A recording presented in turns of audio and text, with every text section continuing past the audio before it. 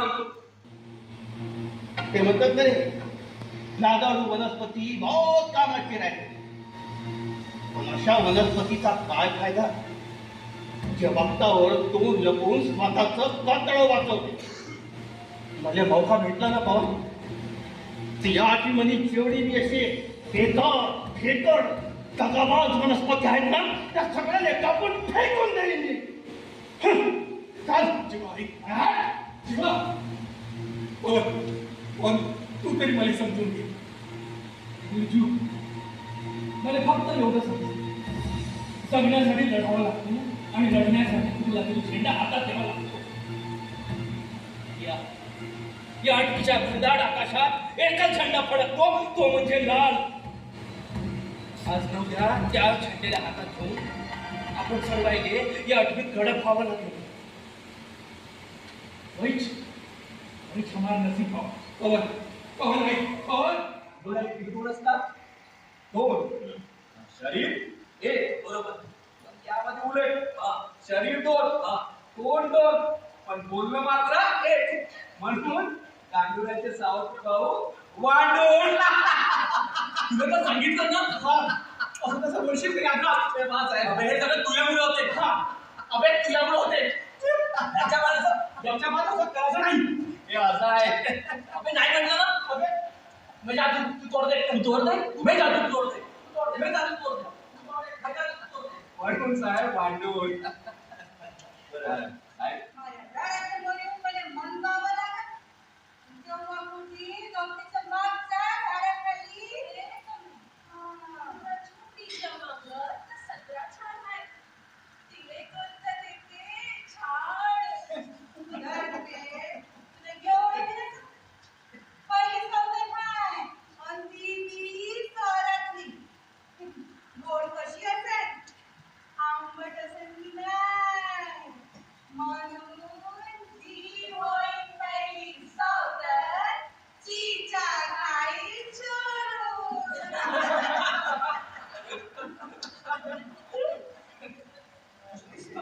खाल्ल्यानं पित्त खवरते.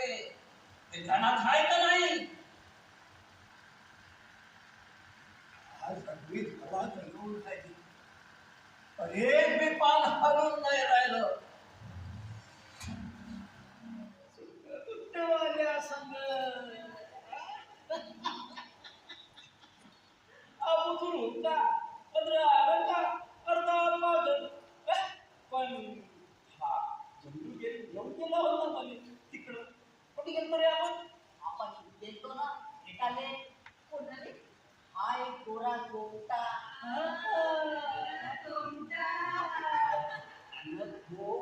आपल्या वेळातून कोणाले तरी शहरात समजणार हाय. आपल्या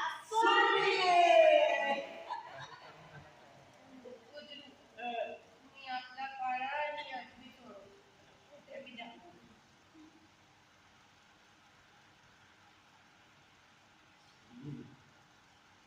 आपल्या प्रेमासाठी आपल्या दिलाच्या माणसासाठी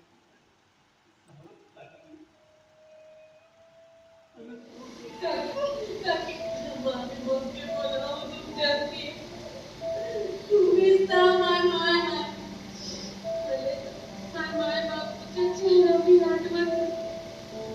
जेव्हा माझ्या बापूने एका सालात विवाह देवाजवळ तेव्हा मी 4 वर्षाची होती. तेव्हापासून माय तुम्ही लहान असता मला लहान मोठे केलं. लोकांनी माय बापूची मला भेटली. पण मी बहुत भाग्यवान होता की पुरा मिळा मला आपण दोरी समजली अक्का मला करते अक्का मला. अरे जळून जाईल ना बसला जाईल. ठेकेदार रोड सांभाळून कंपनी तुम्हाला महिन्याचा पगार देत आहे म्हणून तुम्ही तुमच्याच लोकांची तुमच्याच रक्ताची गद्दारी करणार का? साहेब त्याच्या रक्तातच गद्दारी आहे.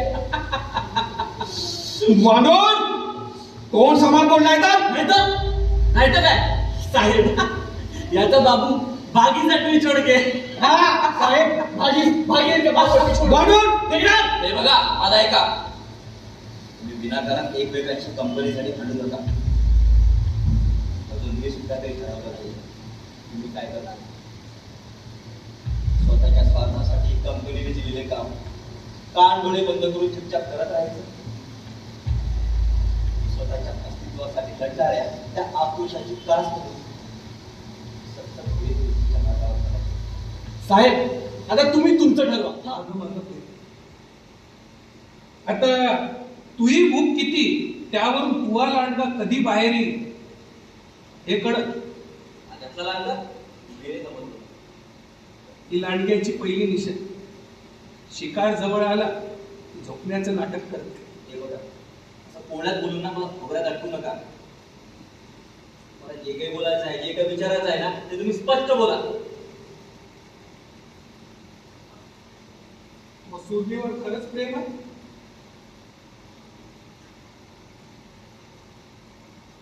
सुरमीला जेव्हा पहिल्यांदा पाहिलं ना, तेव्हा असं वाटलं आयुष्यातील पुढील प्रवास फक्त आणि फक्त तिच्याबरोबरच करायचा.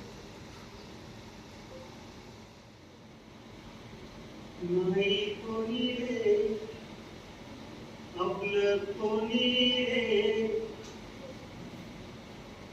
जगल कसा हा दिवाला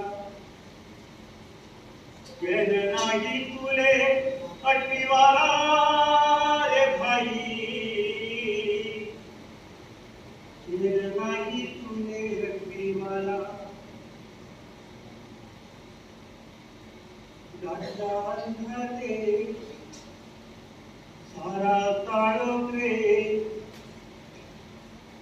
जगंत सहा अटवीवाला रे भाई जगंत सहा अटवीवाला जगंत सहा अटवीवाला. यायला समजावाची गरज दूर पडली. यायला स्वतःचं घर बांधायचं आहे म्हणून आपलं घर जमीन दोस्त करायला चालले हे लोक. यायला स्वतःच्या घरावर हे पाहिजे छप्पर पाहिजे म्हणून आमचं छप्पर तोडायला चालले हे लोक. मान्य आहे, मान्य आहे. तुम्ही सगळे जे बोलत आहे ना ते सगळं मान्य आहे. आम्ही विकास करण्याच्या उद्देशाने ही जी नैसर्गिक संपत्ती आहे ना तीच नष्ट करायला निघालो. पण तुम्ही एक गोष्ट समजण्याचा प्रयत्न करा. जसं आज मला या आठवीचं आणि या आठवीतील प्रत्येक गोष्टीचं महत्व कळलंय ना, उद्या ते दुसऱ्यांनाही कळेल.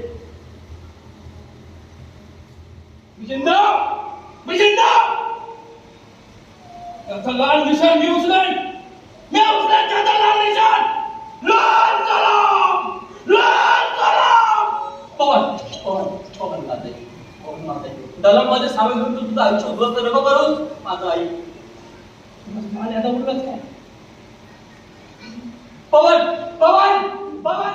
मी सारनाथ रामटेके आणि माझी भूमिका आठवी या नाटकामध्ये बुजरूची आहे.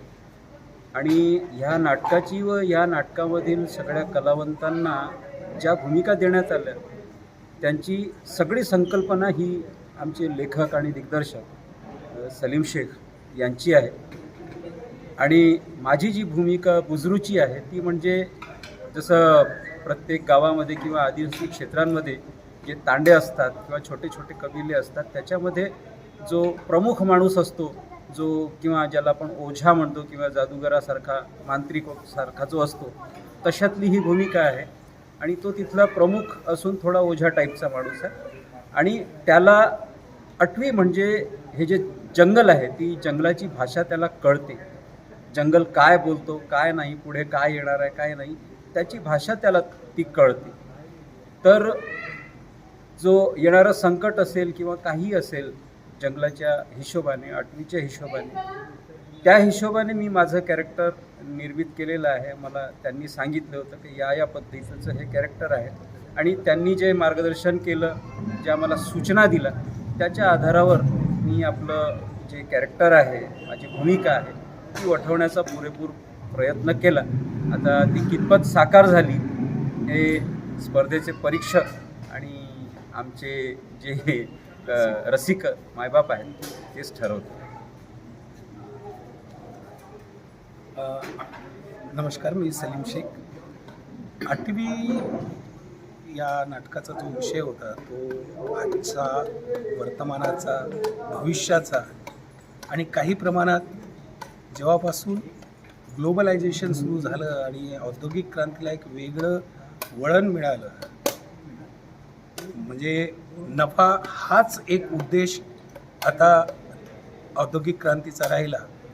त्यामुळे जे जंगलाचा ऱ्हास होत आहे, जंगलतोड होत आहे, त्यावर आधारित आमचं हे नाटक होतं.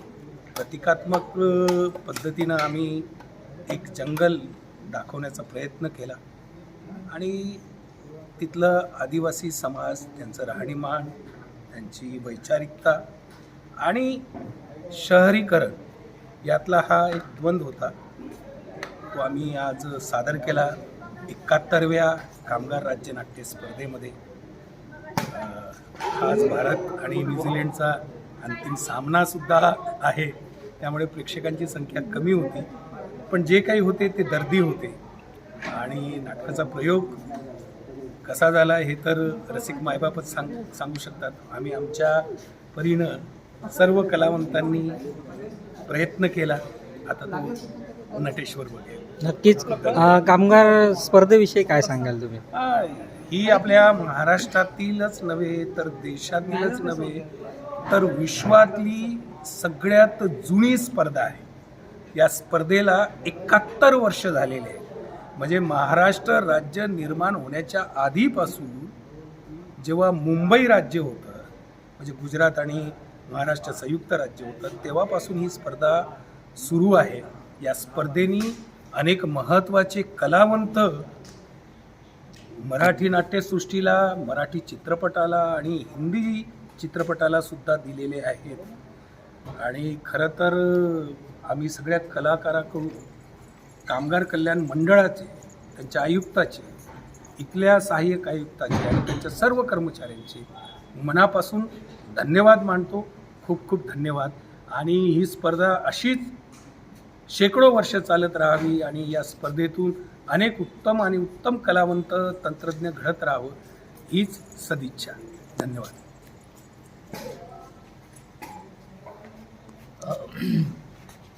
स्पर्धेतील 8वी या नाटकामध्ये माझी भूमिका एका मुलीच्या वडिलांची आहे, गुंजन नावाच्या. गुंजन मारला गेल्यामुळे तो वेडा झालेला आहे, अशी ही भूमिका सलीम दादांनी माझ्यासाठीच लिहिली असं मला वाटतं.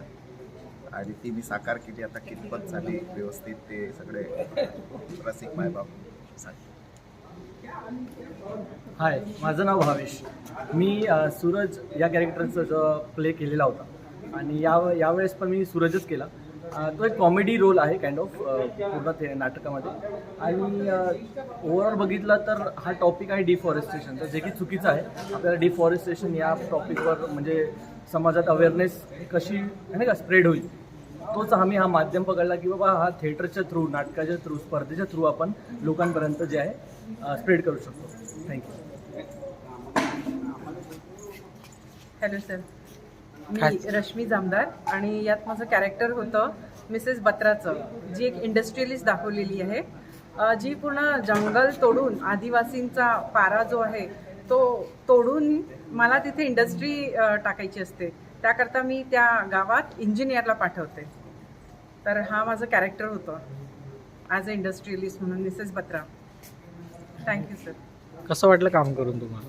फारच छान सर. आणि सलीम सरांचं तर काय बघायचं, ते आर्टिस्टकडनं मेहनत करवून घेतात आणि ते खूपच चांगले डायरेक्टर आहे आणि त्यांच्या डायरेक्शनच्या अंडर आम्हाला खूप चांगलं योगदान मिळालं.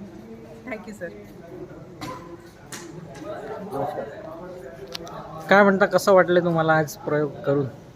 आमचा हा आजचा जो प्रयोग होता हा आम्ही चांगल्या पद्धतीने करण्याचा प्रयत्न केला. शक्य त्यावर सगळ्या तालमीपासून आम्ही सगळ्या गोष्टीवर काम केलेलं आहे आणि प्रयोग उत्तम झाला असं लोकांचं म्हणणं आहे. तरी आम्ही हे कलावंत असल्यामुळे समाधान मिळणं हे फारच कठीण असतं. आम्ही जेवढं केलं त्याहीपेक्षा अजून काहीतरी करू शकत होतो का याचा आम्हाला विचार करावा. खूप छान. सर्वांची म्हणजे जास्त म्हणजे आमच्या डिरेक्टरची खूप मेहनत आहे. बस इतकंच बोलणार की छान झालं. नमस्कार, माझं नाव अजय करंडे. मी या नाटकाची प्रकाशयोजना केली. एक तर संपूर्ण जंगलावर आधारित हे नाटक होतं. त्याच्यामध्ये जे काही विषय आहे त्यासंबंधी त्यामध्ये मी लाईट्सच्या माध्यमातून जंगल निर्माण करण्याचा प्रयत्न केलेला आहे आणि तसेच थोडाफार लाईट्समध्ये 3D इफेक्ट यावा या अनुषंगाने मी प्रयोग करण्याचा प्रयत्न केलेला आहे. आणि नाटकातले कॅरेक्टर एक थोडं वेगळ्या पद्धतीनं दिसावं, एक थोडंसं पिक्चर दिसावं, स्क्रीन दिसावी असा माझा प्रयत्न होता. बाकी प्रेक्षकांना कसा वाटला त्याबद्दल मी सांगू शकणार नाही, पण एक चांगला म्हणजे क्लीन प्रयोग देण्याचा आम्ही प्रयत्न केलेला आहे. धन्यवाद. आजच्या काळाची गरज आहे झाडे जगवा आणि जंगल जगवा. परिस्थिती कशी आहे हे बघताच आहे तुम्ही, है ना? मग तुम्हाला नाटक कसं वाटलं तेही सांगा. काय सांगाल नाटकाच्या पात्राविषयी, तुम्ही जे पात्र केलं त्याविषयी? माझं पात्र असं होतं की मी सगळ्यांमध्ये मोठी होती आणि मला सगळ्यांना समजवायचं होतं आणि मी माझी त्यांच्यासोबत सोबत होती की मला त्यांच्यासोबत झाडं जगवायची आहेत आणि झाडं वाचवायची.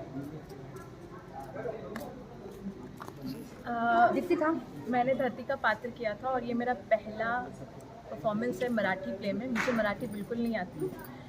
सर के डायरेक्शन से मैंने बहुत अच्छे से इसको कर पाई हूँ और मेरा एक्सपीरियंस बहुत अच्छा था. मैं एक कमली थी नाटक में और जंगल बचाना ये हमारा एकमेव कर्तव्य है और उसके लिए हमने ये नाटक किया है. मराठी येत असेल ना? मराठी नहीं येते. तिला मराठी नाही येत आणि मी तरी मराठी नाटक केलं. नमस्कार, मेरा नाम तनुश्री है और इस नाटक में मैंने सुरमी का कैरेक्टर जो है वो निभाया. और मराठी येते ना? नहीं आती मुझे, सॉरी. बेसिकली मैं छत्तीसगढ़ से हूँ. अच्छा अच्छा. और मैं मराठी भाषी भी नहीं हूँ, but thanks to Salim sir कि उन्होंने मराठी नाटक में हमको ये एक मौका दिया मराठी रंगमंच में अपना टैलेंट दिखाने का. इसके लिए मैं सलीम शेख सर की हृदय से आभारी हूँ. कैसा लगा आपको मराठी में काम करके, मराठी बोल के? हमने शुरू से ही मतलब जब से थिएटर समझा तब से ये पता था कि महाराष्ट्र का रंगमंच जो है Marathi theatre is very good, बहुत अच्छा है. और बहुत लकी हूँ, मैं मानती हूँ कि यहाँ काम करने को मिला और ये एक्सपीरियंस बहुत अच्छा था. Thank you so much.